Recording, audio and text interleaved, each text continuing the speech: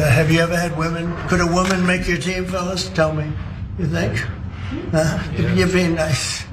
What do you think? Think a woman could make the team? General managers, what do you think? Difficult. Don't say it. We have a very good women's team, though. You do have, right? Yeah. But they should be playing with women, right?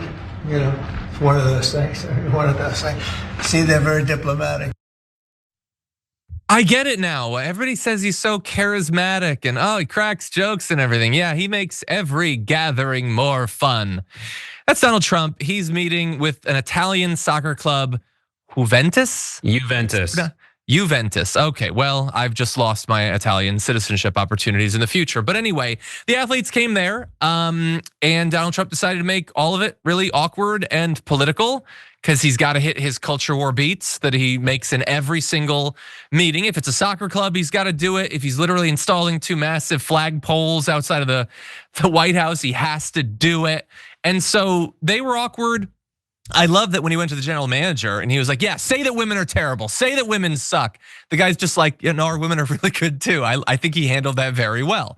But anyway, coming out of that meeting, some of the players who were involved in the Oval Office thing have said stuff like this. This is US men's national team player Tim Weah. He said, I was caught by surprise, honestly. It was a bit weird. When he started talking about the politics with Iran and everything, it's kind of like, I just want to play football, man. The 25-year-old soccer star revealed that players weren't even given a choice about attending. Quote, they told us that we have to go and I had no choice but to go. He added, I guess it was a cool experience being in the White House, but I'm not one for the politics, so it wasn't that exciting. I mean, you do always have a choice. I mean, they're not gonna bag you and dump you in the Oval Office, but I understand that it was considered non-optional and maybe you could be penalized or whatever. Because Trump is desperate to be surrounded by actual alpha men and get a little bit of the rub off of them. And then when he does, he makes it awkward. What do you think? Like this is what I'm trying to get. I think a lot of us are trying to get at where it's like, what are you, like, they're so weird. You have Juventus there.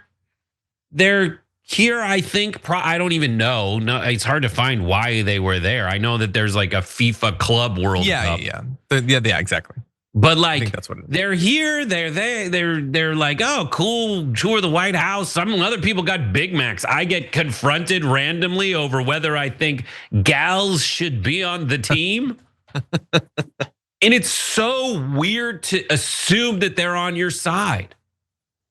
These are people that are coming from a country that has like cares about its citizens in a way that like they won't go bankrupt if they get a broken leg. And they're showing up in America and suddenly it's like, oh, hey, would you like to enter the trans debate that makes absolutely no sense to anyone outside of our bubble?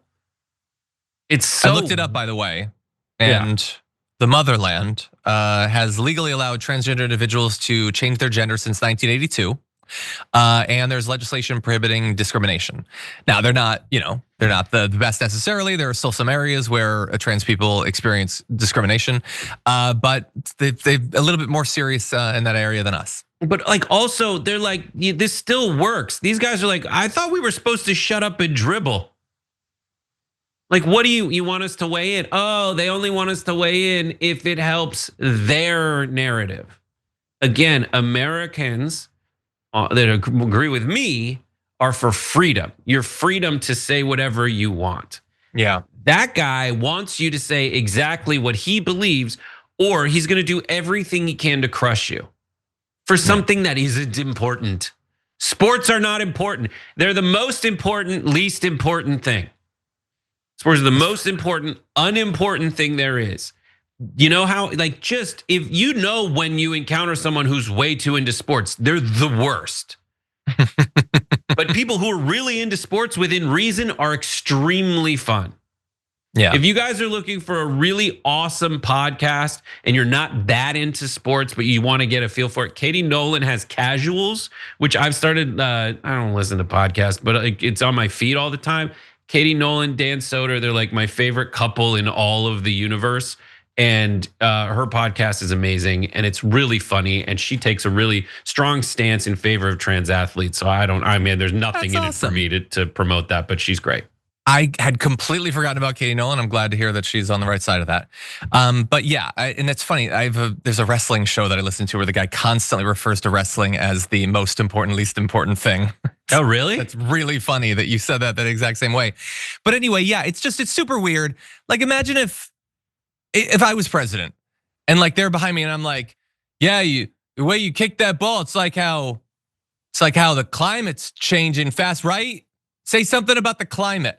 It's just like why? How? And again, he's supposed to be like the regular person, the man's man or whatever. He's so wildly out of his league and uncomfortable in that situation, and he can't just get through it.